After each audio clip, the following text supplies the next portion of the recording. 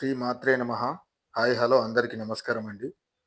ఈరోజు నేను శ్రీ తీగల ఎల్లమ్మ తల్లి దేవాలయం మల్లాపురం. ఈ దేవాలయం రాజన్న సిరిసిల్ల జిల్లా సిద్దిపేట వెళ్ళే దారిలో మల్లాపురంలో ఉంది. ఈ ఎల్లమ్మ దేవాలయం దాదాపు ఒక 300 సంవత్సరాల ప్రతీక కలిగింది. ఇక్కడ అమ్మవారు స్వయంగా బండ చర్యలకే వెలిసింది. ఇక్కడికి చాలా మంది భక్తులు వచ్చి ఎవరి మొక్కులు వాళ్ళు చెల్లిస్తున్నారు. మీరు కూడా చూడని వారెవరన్నా రావాలనుకుంటే ఖచ్చితంగా ఇక్కడికి రారి. అమ్మవారు చాలా దయగల్ల తల్లి. మీరు కూడా ఇక్కడికి వచ్చి ఒకసారి దర్శించుకోండి, మీ అందరికి మంచి జరుగుతుంది.